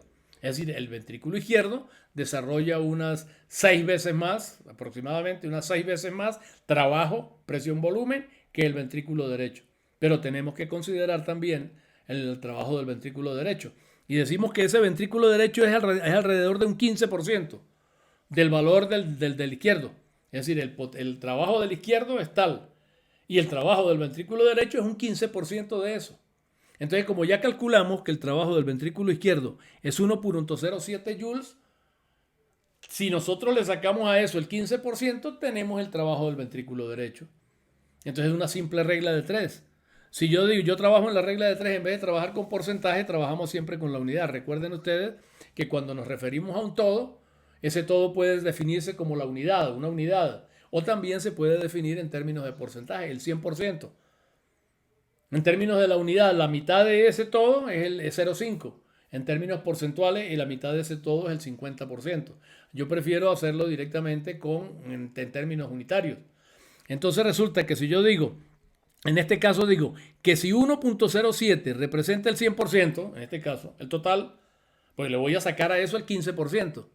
Yo digo, si 1,07 representa 1, la unidad, ¿cuánto será entonces de esa unidad? ¿A cuánto corresponderá 0,15? Una simple regla de 3, directa y sencilla. Debe multiplicar una en cruzado, ahí como los ustedes ya saben, hacer reglas de 3. No vamos a estar perdiendo mucho tiempo porque ustedes lo saben mejor que yo. Porque a mí se me olvidan las cosas, hasta las reglas de 3 me están olvidando. Bueno, entonces 1,7 por 0,15 dividido entre 1 me da 0,16. ¿Qué es este 0,16? 0,16 es el 15% del trabajo realizado por el ventrículo izquierdo, porque yo dije que el ventrículo izquierdo desarrollaba un trabajo y el ventrículo derecho también, pero el ventrículo derecho tenía un trabajo que correspondía al 15% del ventrículo izquierdo. Lo que hice fue calcular cuál entonces será el trabajo del ventrículo derecho y me dio 0,16. ¿0,16 qué? Joules, porque 1,07 son joules. Y el 15% de 1,07 joules es 0,16 joules. Entonces ahora el ventrículo derecho digo que produce un trabajo mecánico presión-volumen de 0,16 joules. Si yo sumo el trabajo del ventrículo izquierdo, que es 1,07, más el trabajo del ventrículo derecho, que es 0,16, obtengo un total de 1,23 joules. El total. Es decir, que en cada ciclo cardíaco, el corazón está desarrollando un trabajo presión-volumen equivalente a 1,23 joules. Pero todavía nos falta añadirle a ese trabajo, la parte correspondiente al trabajo de aceleración. Recuerdan que dijimos que correspondía al 20%. Dijimos el trabajo presión-volumen del trabajo mecánico externo, el 80% corresponde a el trabajo presión-volumen y el 20% restante corresponde al trabajo de aceleración. Entonces, para poder tener el trabajo externo completo, necesito sumar el trabajo presión-volumen al trabajo de aceleración. El trabajo de aceleración no lo estamos midiendo, pero lo podemos determinar, igual que hicimos con el ventrículo derecho, que no lo medimos sino lo determinamos porque ya conocemos algunas relaciones. Entonces resulta que ya dijimos que el presión-volumen es de 1.23 Joule. ¿Ah? 1.20, ya se me pega. Espera que venga la imagen, la señal. Caramba. No sé por qué. ¿Por qué se demora? Muchas veces, si no miro allá, entonces me hablo y hablo y resulta que no estoy mostrando nada. Entonces, el trabajo presión-volumen es 1.23 Joule, ahora sí. Y eso representa el 80% del total. Ahora, ese es el 80, si ese es el 80% del total, tengo que añadirle el 20% correspondiente al trabajo de aceleración, la producción de la onda del pulso y la aceleración de la sangre. Entonces, para ello digo que eso representa el 20%. Hago otra reglita de 3. Yo digo, si 1.23 representa el 0.8, es decir, el 80%, el 20%, es decir, 0.2, ¿cuánto representará? Y hago mi reglita de 3 directa y obtengo un valor de 0.31. ¿Qué es 0.31? 0.31 joules. ¿Qué significa los 0.31 joules? Los 0.31 joules significa que ese es el trabajo que se está realizando cuando se produce la aceleración de la sangre y entonces me está produciendo ese trabajo 0.31. Yo tengo que ahora sumar para tener el trabajo total el trabajo presión-volumen y añadirle el trabajo correspondiente al trabajo de aceleración. Total, obtengo 1.54 joules. Ahora sí digo el trabajo externo total, es decir, la suma del trabajo presión-volumen de ambos ventrículos, más la suma de la aceleración de la sangre y la creación de la onda del pulso, corresponden a el trabajo externo, el trabajo mecánico externo total, y está en el orden de 1.54 joules. Este es un cálculo que tiene una cifra, bueno, están basados en ciertas consideraciones, no es un cálculo exacto ni una medición exacta, pero nos permite tener una apreciación acerca de la magnitud del trabajo externo que el ventrículo, que el corazón está realizando. Puede tener muchas críticas, no es algo exacto, perfecto, tal vez no estemos considerando la aceleración del ventrículo derecho, estamos hablando del ventrículo izquierdo, en fin, pero es más o menos lo que tenemos, eso es lo que hay y eso es lo que expongo. Ahora, esta cifra representa la parte de la energía utilizada por el corazón, que es convertida en trabajo mecánico externo durante cada ciclo cardíaco. Ahí dice, ahí está escrito y ustedes lo pueden leer. Pero también entonces nosotros podemos expresar ese trabajo que está en joules, lo podemos expresar también en calorías. Porque existe una relación, o sea, las calorías también son unidades de energía, son unidades equivalentes a trabajo. Energía en general se considera como trabajo. La energía en general se mide en joules, bien sea que esa energía se manifieste en trabajo mecánico o en cualquier tipo de otro de trabajo, en cualquier otro tipo de actividad o de conversión de energía en otra, lo que fuera. El hecho es que esa energía entonces, esa energía se expresa en joules por lo general, pero también se puede expresar en calorías. Es importante que yo les dé esto porque vamos a ver ahorita que tenemos que usar las calorías e interconvertir calorías con joules.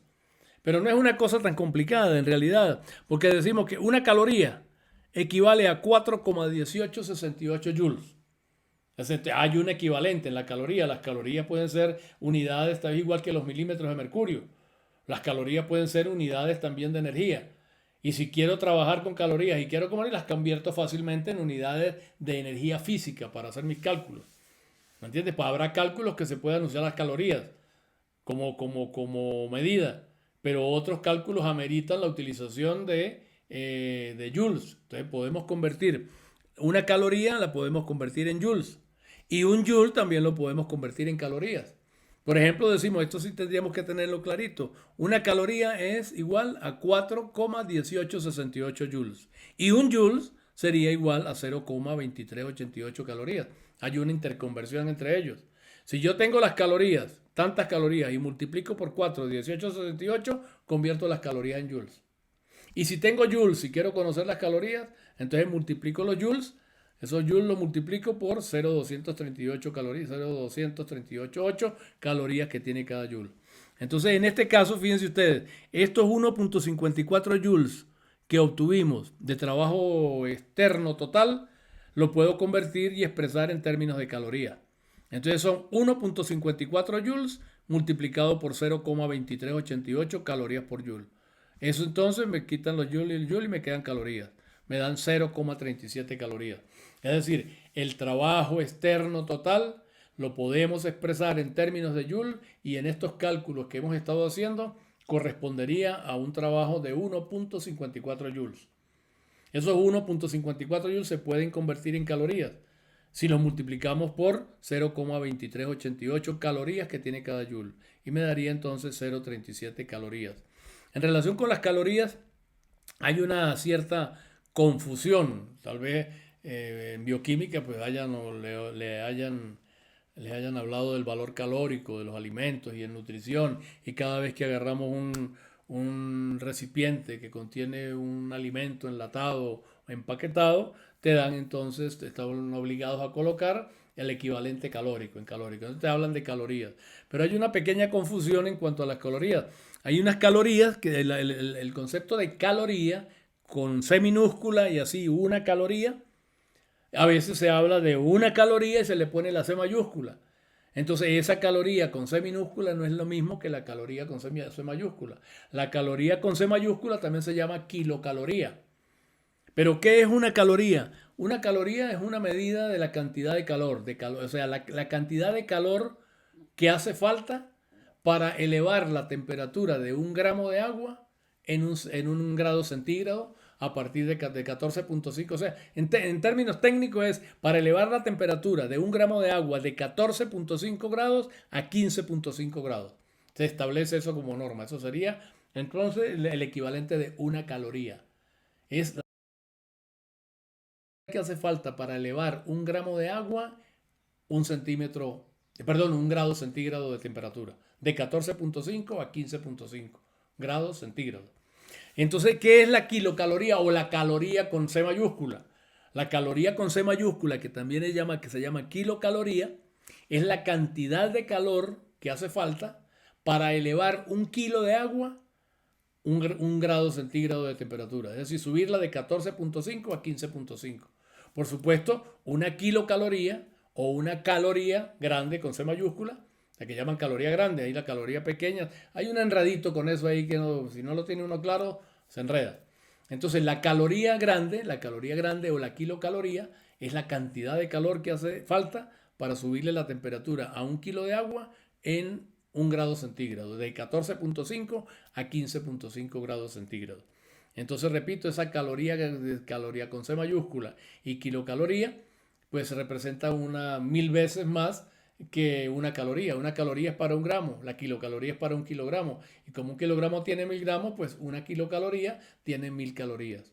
Y ese es más o menos el equivalente. Solo para dejar claro esto de las calorías, que a lo mejor a ustedes ya se lo explicaron muy bien en bioquímica, probablemente. En cualquier otra, no sé cuál otra asignatura pudiera, pero bioquímica tal vez. O sea que aparte de este trabajo que hemos analizado que corresponde a un ciclo cardíaco, es también importante tener una idea de cuál es el trabajo que se realiza en minutos, en la unidad de tiempo. En la unidad de tiempo, caramba, okay. Eso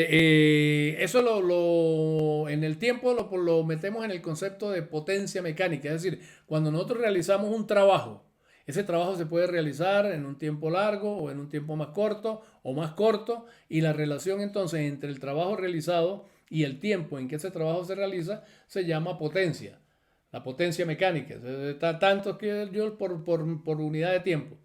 Entonces resulta que nosotros también, que pues, eso es válido. Entonces para cada latido, por ejemplo, para un ciclo cardíaco, si nosotros para poder medir esa potencia mecánica, suena como raro lo de potencia mecánica, pero bueno, eso es el desempeño mecánico, se dice también, el desempeño mecánico del corazón, que está relacionado con el tiempo. Entonces, si se trata de un ciclo cardíaco, entonces tendríamos que eso es igual al trabajo externo total, es decir, el trabajo que acabamos de analizar, dividido entre el tiempo en el cual se realiza. Entonces, el tiempo en el cual se realiza sería el tiempo, la duración del ciclo cardíaco, o tal vez la duración de la sístole, que es donde se está produciendo todo ese fenómeno, durante la sístole cardíaca.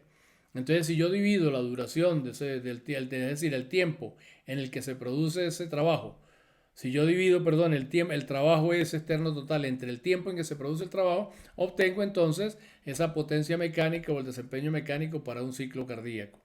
Pero aquí definimos también otro concepto. Es el caso de qué hacemos entonces, por ejemplo, para definirlo en función del tiempo en un minuto, para ver cómo es eso en un minuto. Para hacerlo en un minuto, entonces simplemente el trabajo externo total lo multiplicamos por la frecuencia cardíaca, es decir, el número de veces que se produce en un minuto. Ya sabemos que eso es para un minuto. Y estamos en cierta manera hablando, entre comillas, de una potencia mecánica o de un desempeño mecánico. El desempeño mecánico del minuto se determina multiplicando el trabajo externo total por la frecuencia cardíaca. Entonces sería presión por volumen por frecuencia. Pero en realidad aquí es más que presión por volumen. En realidad esto sería más bien trabajo externo porque no es solo presión-volumen. Aquí estamos considerando todo lo demás. Yo creo que esta formulita pues no está muy clara.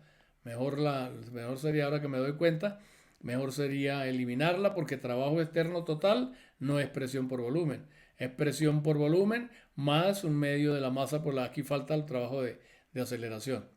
Entonces, no, yo creo que aquí teníamos que incluir todos esos elementos. Pero entonces, aquí sí está, en realidad sí está incluido todo el trabajo, pero no es presión por volumen. Aquí sí lo ponemos 1.54 joules, que es la energía que ya determinamos, que corresponde al trabajo externo total. Entonces, repito, yo creo que mejor suprimimos esta formulita porque esta formulita no es consona con la realidad. Es mejor que no la consideremos, porque no es presión por volumen. Aquí está incluido presión por volumen y está incluido trabajo de aceleración, e incluye el presión por volumen del ventrículo, todo. Entonces sería más bien, eliminemos esta fórmula. Entonces sería más bien 1.5, es decir, el trabajo externo total por la frecuencia en latidos en minutos, 70, 75, 80, varía. Aquí le puse 70 latidos por minuto, arbitrariamente. Entonces eso me da una potencia mecánica, es decir, un desempeño mecánico en el tiempo,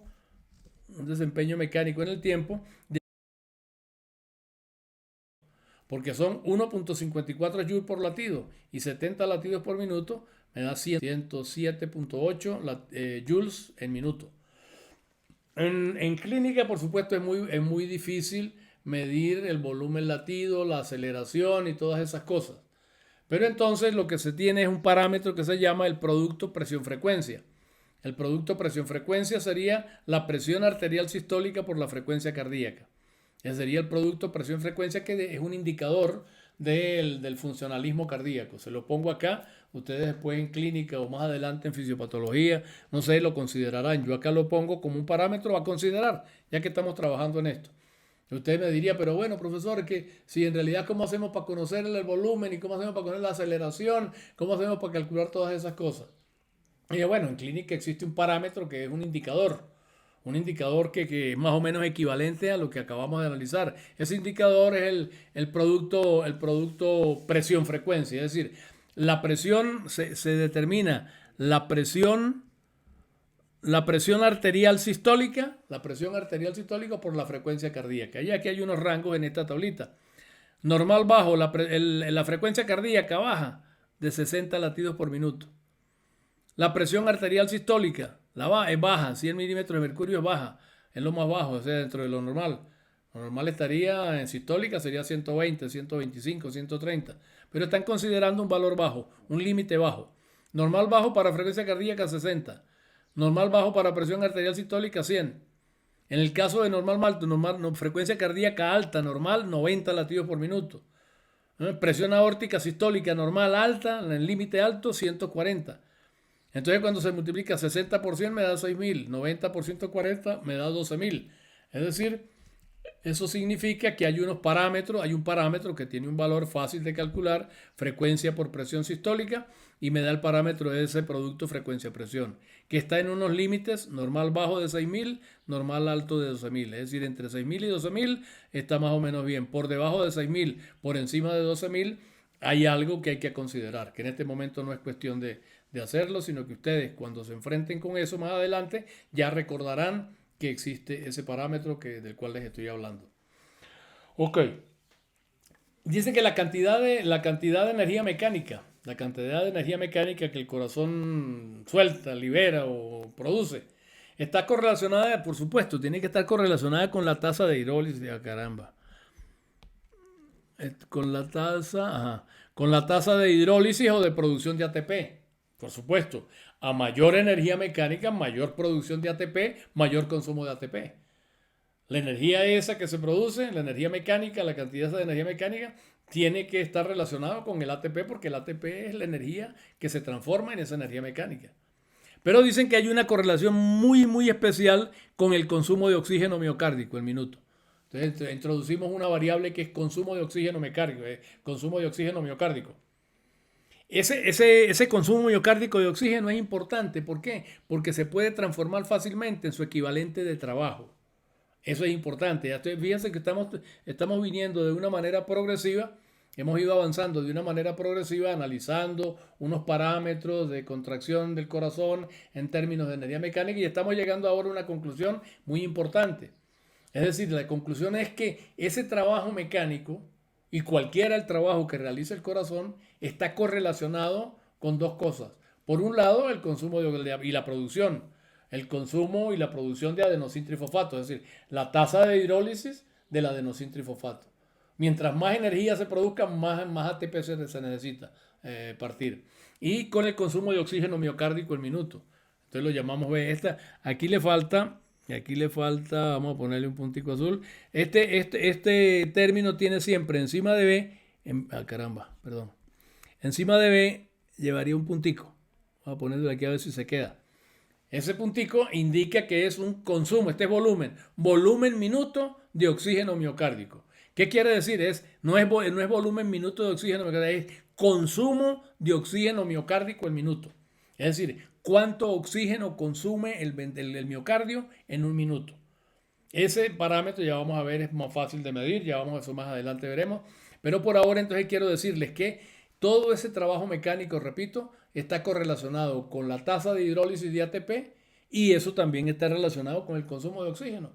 Porque la tasa de ATP depende de la cantidad de oxígeno que se utilice. Se necesita más oxígeno para más ATP y así hay una correlación estrecha. Mientras más ATP se produce, más oxígeno se consume. Y entonces ese consumo de oxígeno, repito, se determina con estas siglas que lo identifican. Ve con un puntico arriba, que yo no conseguí la manera de ponerle el tal puntico. Ahora se lo pongo con el lápiz, ahora que se quede. Entonces, volumen minuto de oxígeno miocárdico, M es por miocárdico. Entonces ese volumen, si se determina ese volumen minuto de oxígeno miocárdico, es decir, el consumo que tiene el corazón de oxígeno en un minuto, lo podemos convertir en trabajo. ¿Por qué? Porque un mililitro de oxígeno, un mililitro de oxígeno, al fin, tiene un equivalente calórico de 4,86 calorías. ¿Ven ustedes? Entonces, con estos términos yo puedo hacer algunos calculitos. Sobre todo, por ejemplo, yo puedo decir, si multiplicamos el consumo de oxígeno en minutos del corazón por las 4,8, lo multiplicamos por 4,86 calorías por mol, lo acabamos de decir, 4,86 calorías, 4,86 calorías por mililitro de oxígeno.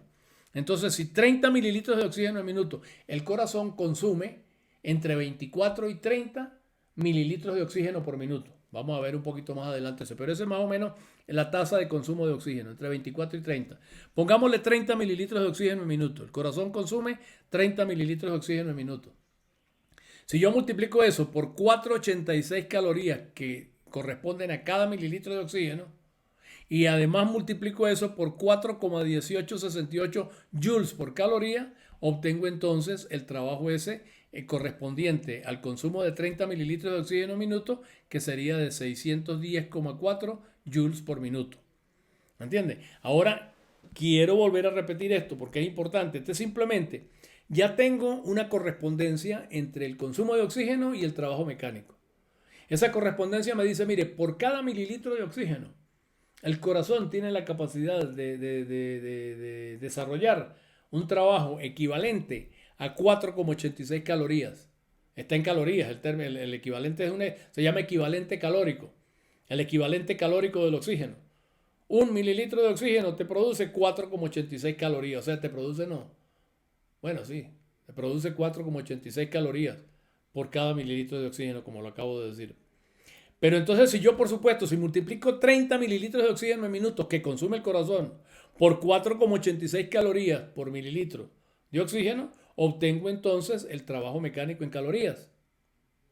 Pero si además lo multiplico por la cantidad de joules que tiene cada caloría, obtengo el trabajo, el trabajo mecánico correspondiente a 30 mililitros de oxígeno en joules por minuto.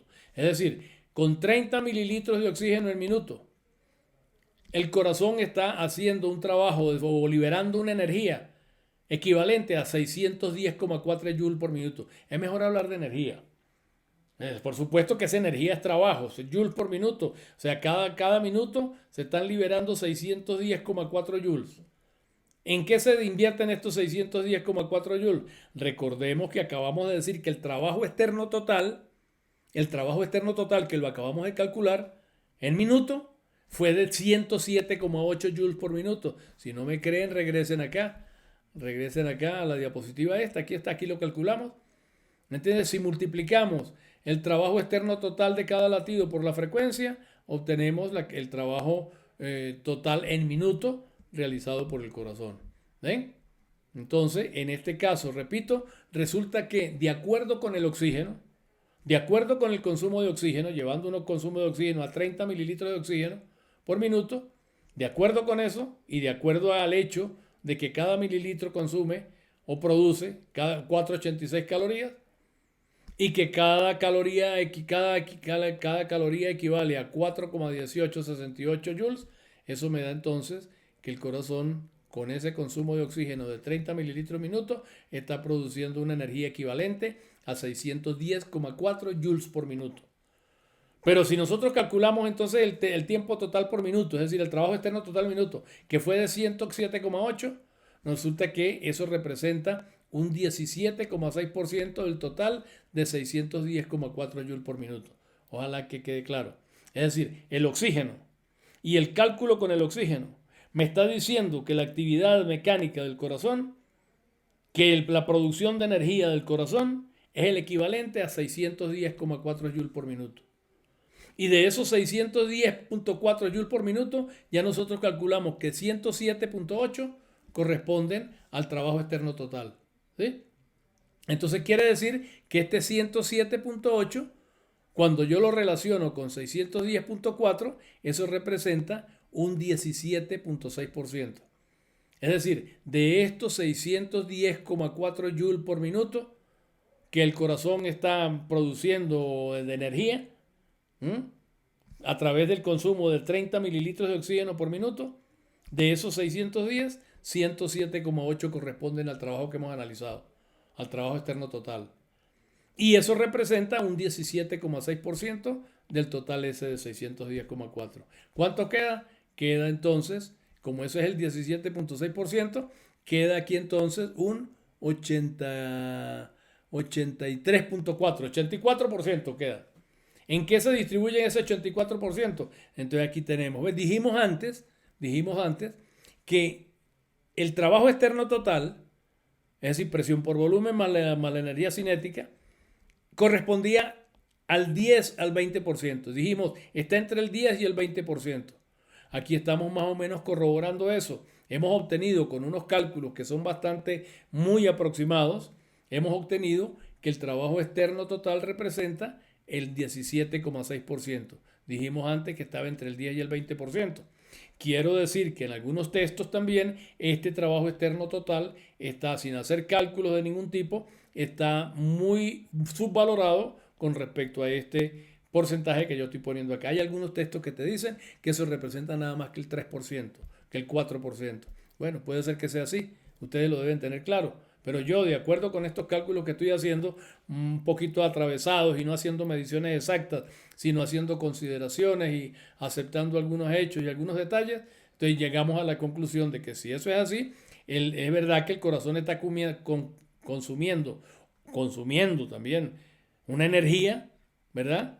Que corre, por supuesto, cuando decimos consume energía, que está usando energía para los trabajos que él hace, que corresponde a unos 610,4 joules, de los cuales 107.8 según nuestros cálculos corresponden a trabajo externo total, que representa el 17.6%. El 84% está entonces repartido entre la energía de tensión que se lleva la mayor parte. O sea, la energía de tensión aquí entonces representaría el 80 y pico por ciento y el resto de esa energía está siendo utilizado para el funcionamiento basal del corazón, que ya veremos después qué es eso, es energía basal. Pero entonces con esto queda más o menos distribuidos los valores de oxígeno, los valores, perdón, la energía que el corazón está produciendo, cómo esa energía que se produce está correlacionada con la producción de ATP y principalmente con el consumo de oxígeno. Hay una relación entre energía y consumo de oxígeno. Por cada mililitro de oxígeno se produce tanto de energía. Eso ya queda más o menos establecido y queda claro. Yo creo que vamos a suspender y haremos otra clase posteriormente. Voy a... Está muy larga.